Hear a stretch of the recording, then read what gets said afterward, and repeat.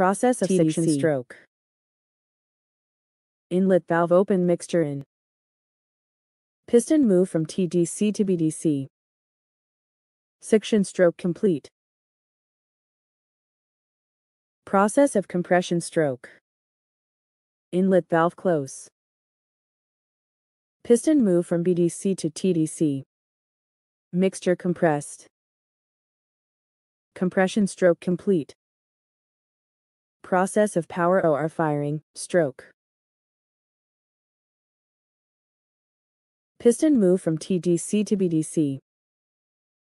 Power stroke complete. Process of exhaust stroke. Exhaust valve open. Piston move from BDC to TDC. All gas is exhausted from exhaust manifold. Exhaust stroke complete. नमस्कार दोस्तों, मैं अश्वनी कुमार बहुत बहुत स्वागत करता हूं आपका अपने चैनल ITI गुरुजी में। और फिर से मैं आज आपके लिए इंजन पार्ट 4 में मैं कुछ पॉइंट ले आपको बताऊंगा और इसको हम लोग विस्तृत तरीके से जानेंगे। जो हमारा आज का जो टॉपिक है, ये पहला टॉपिक है बोर, दूसरा टॉपिक है इंजन धारिता, तीसरा है साइकिल की परिभाषा, चौथा 4 स्ट्रोक साइकिल सिद्धांत, और पांचवा है हमारा 4 स्ट्रोक साइकिल पेट्रोल इंजन की कार्य प्रणाली। ठीक है, तो ये हमारा आज का 5 पॉइंट है और इस पर हम विस्तृत जो है कि चर्चा करेंगे, देखेंगे। और मैं आपसे एक बात बताना चाहता हूँ कि जो भी हम तैयारी कर रहे हैं, जो भी हम टॉपिक पढ़ रहे हैं, स्टडी कर रहे हैं, वो हमारे लिए कितना लाभकारी है, कितना लाभकारी नहीं है। अभी पिछले महीने में BRO से वैकेंसी आई थी मोटर मैकेनिक की, और उसको काफ़ी लोगों ने फिलअप भी किया है। और उसमें केवल मोटर मैकेनिक ट्रेड का ही जो है कि सीट है, डीजल मैकेनिक का नहीं आया है। लेकिन अभी इस महीने में 3 तारीख को 3 सितंबर से जो है कि DRDO का फॉर्म आया हुआ है, जो कि भारत सरकार का है, डिफेंस से संबंधित है, डिफेंस का है वो। और इसमें जो है कि दोनों ट्रेड, डीजल मैकेनिक और मोटर मैकेनिक, दोनों ट्रेडों का सीट है इसमें। डीजल मैकेनिक का 4 सीट है और मोटर मैकेनिक का 13 सीट है। तो मैं आपको बता दूं कि जो भी मैं पढ़ा रहा हूं आपको, जो भी मैं आपको बता रहा हूं, ये डीजल मैकेनिक और मोटर मैकेनिक दोनों के लिए है। इसको आप लोग ध्यान से पढ़िए और जो भी मैं क्वेश्चन आंसर आपको बता रहा हूं, ये भी ध्यान से सुनिए।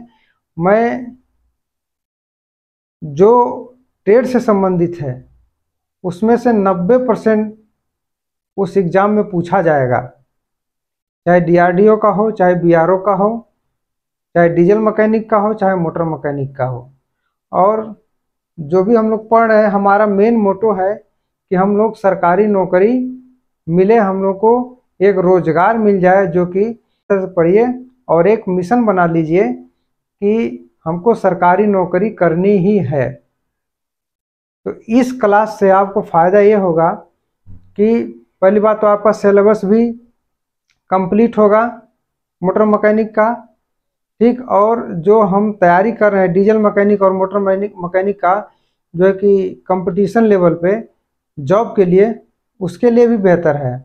और मैं आपको बता रहा हूँ कि अभी मेरे पास जो है कि पेपर नहीं है DRDO का, जो पिछली बार एग्ज़ाम हुआ था। मैं कोशिश करूँगा कि पेपर लेके आऊँ और उस पेपर को सॉल्व कराऊँ और उसके माध्यम से जो है आपको क्वेश्चन पढ़ाऊँ। वो भी मैं कुछ दिनों में लाऊंगा। तब तक आप केवल सिलेबस भी पढ़िए, और उसको जब सिलेबस पढ़ेंगे तो स्वाभाविक बात है कि आप कंपटीशन की तैयारी भी कर लेंगे। इसलिए इसको आप ध्यान से पढ़िए जो हम बता रहे हैं। तो चलिए लेट न करते हुए हम इस टॉपिक को पढ़ते हैं, जो है कि विस्तृत इन 5 टॉपिकों को जो है कि विस्तार पूर्वक देखते हैं और इसका वर्णन करते हैं। ठीक है, ओके, ठीक है। तो बोर जिसमें पिस्टन ऊपर यानी टीडीसी से नीचे बीडीसी में चलता है या सिलेंडर का व्यास बोर कहलाता है। आप दोनों तरह से बता सकते हैं कि जिसमें पिस्टन ऊपर से नीचे यानी टीडीसी से बीडीसी आता है उसको से बोर कहलाता है, या फिर सिलेंडर के व्यास को बोर कहते हैं। यहाँ तक हो गया। तब हमारा दूसरा जो टॉपिक है इंजन धारिता, यानी कि अंग्रेजी में इसको बोलेंगे इंजन की कैपेसिटी। ठीक, इंजन कैपेसिटी। इंजन कैपेसिटी कैसे निर्धारित होता है, आप ये जानिए कि सिलेंडर का जो आयतन है, जितना आयतन रहेगा वो इंजन धारिता कहलाएगा। यानी जितना उसका आयतन रहेगा उसकी कैपेसिटी उतना ही अधिक होगी। जो सिलेंडर जितना मोटा रहेगा, जितना बड़ा रहेगा, पिस्टन भी उसी के आकार का रहेगा, तो उसमें फ्यूल की अधिक खपत होगी, और फ्यूल की अधिक जब खपत होगी तो उसकी कैपेसिटी सबसे अधिक होगी। ठीक है, तो इसको हम परिभाषित कैसे करेंगे। ठीक है, इंजन की धारिता सिलेंडर के खाली स्थान के आयतन को इंजन धारिता कहते हैं। सिलेंडर का आयतन जितना ही अधिक होगा उसकी क्षमता उतना ही अधिक होगी।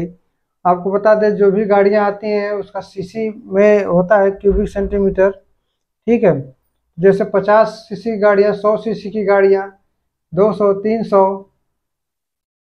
तो उदाहरण अगर हम मान लीजिए 50 सीसी की बताते हैं तो उसका पिस्टन और उसका जो सिलेंडर का आयतन है वो छोटा होगा, और जो 100 सीसी की गाड़ी है इसका जो सिलेंडर का आयतन होगा वो जो है कि इसके तुलना में अधिक होगा। तो जो ये 50 सीसी की गाड़ी है, जो 50 सीसी की इंजन है, इसकी जो क्षमता है कम भार वाली होगी। 100 सीसी की गाड़ी की 100 सीसी की क्षमता वाली इंजन की तुलना में ये अधिक होगा। समझ में आ गया होगा आपको। तो अब हम आगे बढ़ते हैं। हमारा अगला टॉपिक है कि साइकिल। साइकिल किसको कहते हैं। साइकिल मीन्स चक्र। एक चक्र क्या होता है, ये कैसे होता है, और किसको हम इस इंजन में एक चक्र क्या होता है, इसको हम आपको समझाते हैं। चलिए, ठीक है। तो साइकिल की जो परिभाषा है, किसी कार्यों का निश्चित क्रम और निश्चित समय में बार बार होना जो है कि साइकिल कहलाता है, चक्र कहलाता है। ये क्रियाएं जब इंजन में होती हैं, इंजन में कौन कौन सी क्रिया हो रही है आपकी, सक्शन, कंप्रेशन, पावर या फायरिंग, इसको फायरिंग भी कहते हैं, और लास्ट में जो चौथा है वो एग्जॉस्ट स्ट्रोक। ये जो चारों स्ट्रोक हैं ये क्रमवार चलती रहती हैं, और ये जब क्रमवार जब चलती हैं तो इसके बाद जब ये क्रमवार पूरा होते हैं तो एक इंजन का एक साइकिल, एक चक्र पूरा होता है। इससे यही संबंधित है। जैसे अब मौसम को ही ले लीजिए, 12 महीने में जो है कि 3 महीने का 4 मौसम है ना। जैसे आपका हो गया बरसात का मौसम लीजिए, ठंड का है, और जो कि गर्मी का मौसम। तो ये क्रमवार अपना चलते रहते हैं, और एक बार एक खत्म होता है तो दूसरा आता है। ठीक यहाँ इसी प्रकार इंजन में सक्शन, कंप्रेशन, पावर तथा एग्जॉस्ट स्ट्रोक से है। तो ये जब हमारी क्रिया कंप्लीट होती है तो इनका एक पूरा होता है, तो इसको साइकिल, एक साइकिल यानी एक चक्र हो जाता है। इसको हम, इससे तात्पर्य ये यही है। ये चारों कार्य, suction stroke, compression stroke, power stroke और एग्जॉस्ट स्ट्रोक, मुख्यतः पिस्टन के द्वारा हो रहा है। और पिस्टन के द्वारा जब हो रहा है तो हम एक इंजन का एक चक्र पूरा हो रहा है। इसलिए पिस्टन के स्ट्रोक के आधार पर इंजन साइकिल के सिद्धांतों का आविष्कार हुआ। वो दो सिद्धांतों का आविष्कार हुआ। पहला 4 स्ट्रोक साइकिल सिद्धांत और दूसरा 2 स्ट्रोक साइकिल सिद्धांत। ठीक है, 4 स्ट्रोक साइकिल सिद्धांत और 2 स्ट्रोक साइकिल सिद्धांत। तो हम अब पढ़ेंगे 4 स्ट्रोक साइकिल सिद्धांत क्या होता है, इसका आविष्कार किसने किया और कब किया। 4 स्ट्रोक साइकिल सिद्धांत, इसकी खोज ऑटो नामक वैज्ञानिक ने सन 1878 ईस्वी में किया था। इसमें दबे हुए मिश्रण को जलाया जाता है, और इसमें जो क्रैंक शाफ्ट जो है कि 2 बार घूमता है, और इस जब 2 बार ये चक्कर लगाता है तो उसमें केवल 1 बार इसको शक्ति प्राप्त होती है। अर्थात हम दूसरे भाषा में कह सकते हैं कि पिस्टन के चारों स्ट्रोकों में suction stroke, compression stroke, power stroke और एग्जॉस्ट स्ट्रोक में केवल 1 बार शक्ति प्राप्त होती है, 1 बार शक्ति मिलती है। और इसी सिद्धांत को ऑटो प्रिंसिपल ऑफ 4 स्ट्रोक सिद्धांत, साइकिल सिद्धांत कहते हैं। 10 और शेष जो तीनों हमारे स्ट्रोक बचते हैं, जैसे आपका सक्शन स्ट्रोक, कंप्रेशन स्ट्रोक और एग्जॉस्ट स्ट्रोक, तो ये कैसे कंप्लीट होते हैं थोड़ा ध्यान दीजिए कि जब पावर स्ट्रोक में जब पिस्टन टीडीसी बीडीसी की तरफ जाता है तो वो कनेक्टिंग रॉड से लगे हुए क्रैंक शाफ्ट को जो गति मिलती है वो क्रैंक शाफ्ट से जुड़ा होता है फ्लाईव्हील। फ्लाईव्हील जब एक बार चक्कर काट लेते, एक बार जब घूम जाता है तो उसको जो गति मिलती है, तो उसके मिली हुई गति से, उसके झोंक से जो है कि ये तीनों स्ट्रोक सक्शन, कंप्रेशन और एग्जॉस्ट, ये तीनों स्ट्रोक पूरा होते हैं। यानी कि फ्लाई व्हील से मिली गति से ये तीनों स्ट्रोक पूरा होते हैं, सक्शन, कंप्रेशन और एग्जॉस्ट। यहाँ तक समझ में आया? तो अब हम देखेंगे कि अब इसकी कार्य प्रणाली देखेंगे हम, ये इसका कार्य कैसे करता है, सक्शन स्ट्रोक कैसे। अब हमारा पांचवा और लास्ट जो टॉपिक हमारा बचा हुआ है, पेट्रोल इंजन की कार्य प्रणाली। ये कैसे जो है कि दहन प्रक्रिया कैसे हो रही है, कैसे सक्शन की प्रक्रिया हो रही है, कैसे कंप्रेशन की प्रक्रिया हो रही है और कैसे एग्जॉस्ट की प्रक्रिया हो रही है, ये चारों जो है कैसे हो रहा है सिलेंडर के अंदर, वो हम अभी देखेंगे, समझेंगे और इसके बारे में हम डिस्कस करेंगे। तो ठीक है, चलिए लास्ट टॉपिक पे हम लोग देखते हैं। तो आज का हमारा जो लास्ट टॉपिक है 4 स्ट्रोक साइकिल पेट्रोल इंजन की कार्य प्रणाली। ठीक है, सबसे पहले मैं आपको बताऊं कि बहुत लोगों को नहीं पता है कि अगर पूछते जाए कि लाइन डायग्राम क्या होता है। ठीक है, तो हम लाइन डायग्राम जानेंगे क्या है। लाइन डायग्राम वो चीज़ हो गई कि उसमें आपको चित्र नहीं बनाना रहता है, चित्र बना करके नहीं आपको डिस्क्राइब करना रहता, उसको केवल लाइन के माध्यम से ऐसे बॉक्स बना करके आपको लिख देना है कि सबसे पहले के इसमें कौन सी क्रिया हो रही है, उसके बाद में कौन सी हो रही है, उसके बाद में कौन सी हो रही है, उसको क्रमशः लिखना रहता है। वो लाइन डायग्राम हो गया। जैसे मैं आपको बता रहा हूँ, देखिए ये लाइन डायग्राम होगा आपका। ठीक है, ये सबसे पहले एयर कहाँ आ रही है, एयर सबसे पहले एयर फिल्टर में आएगी, एयर फिल्टर से होकर के फिर ये कार्बोरेटर में जाएगा, कार्बोरेटर में जाएगा तो वहाँ जो फ्यूल और एयर का मिक्सचर हो जाएगा, दोनों का मिश्रण तैयार हो जाएगा। उसके बाद जो मिश्रण तैयार होगा वो इनलेट मैनिफोल्ड में जाएगा। इनलेट मैनिफोल्ड के बाद जो है हमारा जो मिश्रण है वह सिलेंडर में जाएगा, वाल्व के थ्रू सिलेंडर में जाता है। ये हो गया आपका लाइन डायग्राम। और इससे आप मोटा समझ गए कि किस तरह से हमारा जो है जो भी प्रक्रिया हो रही है सक्शन की, वो किस तरह से हो करके, किस तरह से गुजर करके जा रहा है। अब हम इसमें पहला जो पॉइंट आता है वह सक्शन स्ट्रोक आता है। 4 स्ट्रोक साइकिल पेट्रोल इंजन की ये कार्य प्रणाली में सबसे पहला जो आता है वो सक्शन स्ट्रोक आता है। तो कैसे सक्शन होता है, चलिए देखते हैं। यह auto principle of 4 stroke cycle सिद्धांत का प्रथम स्ट्रोक होता है। इसमें पिस्टन ऊपर से नीचे यानी कि टीडीसी से चल करके बीडीसी को जाता है, और इस स्थिति में, इस स्ट्रोक में, सक्शन स्ट्रोक में जो वाल्व हमारा इनलेट वाल्व है वो खुला रहता है और हमारा जो पिस्टन है वो ऊपर से नीचे की तरफ आता है। तो हमारा एक स्ट्रोक यानी कि सक्शन का स्ट्रोक पूरा हो जाता है, जैसा कि इस चित्र में हमने दिखाया है।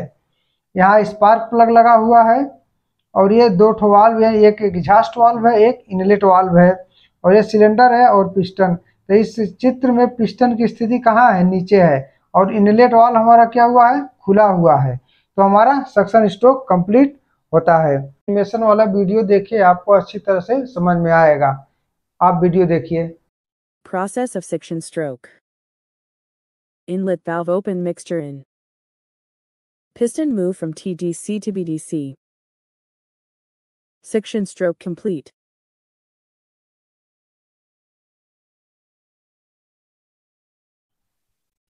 ठीक है, अब आपको पूरा समझ में आ गया होगा कि सक्शन स्ट्रोक कैसे कंप्लीट हो रहा है। अब हमारा दूसरा है कंप्रेशन स्ट्रोक। कंप्रेशन स्ट्रोक हम देखेंगे।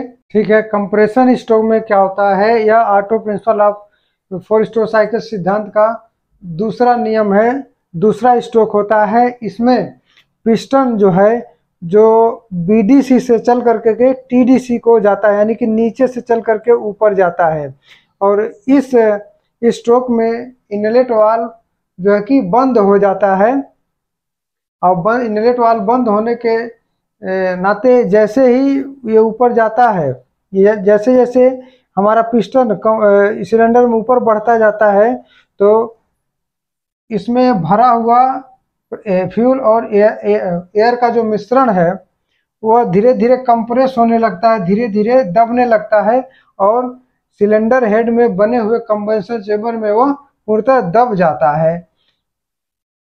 पूर्णतः दब जाता है। हमारा जो है कि दूसरा स्ट्रोक यानी कंप्रेशन स्ट्रोक कंप्लीट होता है। यहाँ पर इस कंप्रेशन के वीडियो को देखिए, आपको अच्छी तरह समझ में आएगा।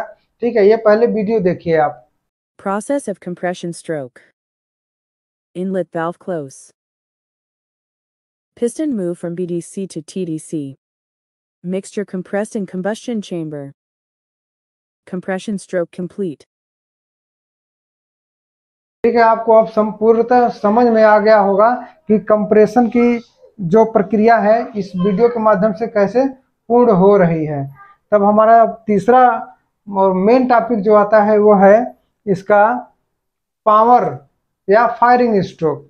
Auto principle of four stroke cycle सिद्धांत का ये तीसरा पावर स्ट्रोक होता है। इसमें पिस्टन टीडीसी से चल करके बीडीसी के तरफ जाता है। इसमें दबे हुए मिश्रण को स्पार्क प्लस की सहायता से बैटरी से करंट दे करके उसको जला दिया जाता है। और जैसे ही सिलेंडर के अंदर हमारा मिश्रण जलता है, उसी समय जैसे ही जलेगा तुरंत एक सिलेंडर के अंदर एक विस्फोट जैसा उत्पन्न होता है और वह जो गैसें सिलेंडर की तरफ चारों तरफ फैलती हैं और वो जब गैसें फैलती हैं तब पिस्टन के ऊपर दबाव देती हैं, जिससे पिस्टन जो है कि नीचे की तरफ आता है। जैसा कि इस चित्र में हमने आपको दिखाया है, नीचे की तरफ आता है और इस पिस्टन से जो भी मैकेनिज्म जुड़े हुए हैं इंजन में वह इसके आगे का कार्य को संपन्न कराते हैं।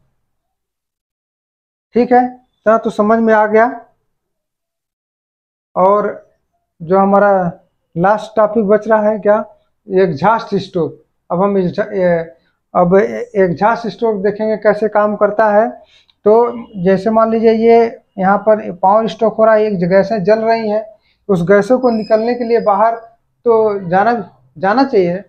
तो जैसे अब जो जली हुई गैसें हैं वो बाहर नहीं निकलेंगी, तो हमारा फ्रेश मिक्सचर जो सिलेंडर में कैसे आएगा, इसलिए एग्जॉस्ट इसको निकलना बहुत ज़रूरी है, जिसको हम एग्जॉस्ट स्ट्रोक कहते हैं। तो एग्जॉस्ट स्ट्रोक कैसे काम करता है हम बताते हैं आपको।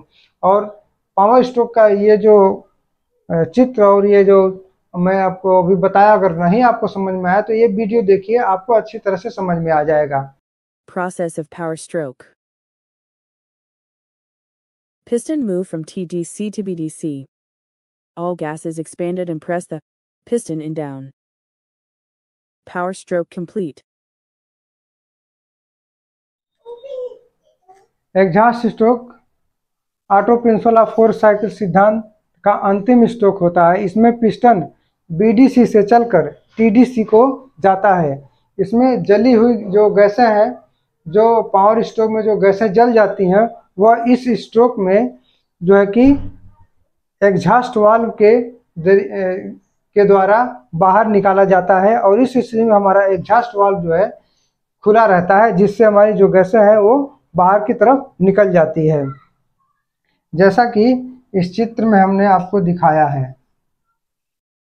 ये हमारा पिस्टन बीडीसी से टीडीसी ऊपर की तरफ जा रहा है। जो हमारी गैसें हैं जो जली हुई हैं वो एग्जॉस्ट वाल्व के द्वारा बाहर निकल जा रही हैं, जिससे कि फिर इस सिलेंडर के अंदर फ्रेश मिश्रण आ सके और जो है कि ये क्रिया जो है कि निरंतर चलती रहे इंजन के अंदर। तो ठीक है, अभी तक मैंने आपको जो भी समझाया आपको समझ में आ गया होगा, मैं आशा करता हूँ कि आ गया होगा। अगर नहीं आया होगा तो आप कमेंट में ज़रूर लिखिए कि आपको क्या समझ में नहीं आया। मैंने जो समझाने की कोशिश किया है अच्छी तरह मैं आपको समझाया हूँ। और ये एनिमेशन का वीडियो देखिए और आपको मैं आशा करता हूँ कि आपको भरपूर समझ में आ जाएगा। और साथ में ये भी गुजारिश करता हूँ कि आप लोग मेरे चैनल को सब्सक्राइब नहीं कर रहे हैं और हमारी वीडियो बिना देखे उसको स्किप कर दे रहे हैं, तो ऐसा गलती ना करें, क्योंकि ये इंटरटेनमेंट नहीं है, उतना मज़ा नहीं आएगा। ये आपके कोर्स है, आपकी तैयारी के लिए हम पढ़ा रहे हैं। तो आप इसको अच्छी तरह से पढ़िए, इसको एंजॉय लेके पढ़िए, लेकिन उस एंजॉय की तरह से इसको स्किप कर देते हैं वीडियो कुछ लोग, तो ऐसा मत करिए। पढ़िए, ध्यान दीजिए। तब तक के लिए मिलते हैं अब नेक्स्ट टॉपिक में। नमस्कार, धन्यवाद, जय हिंद।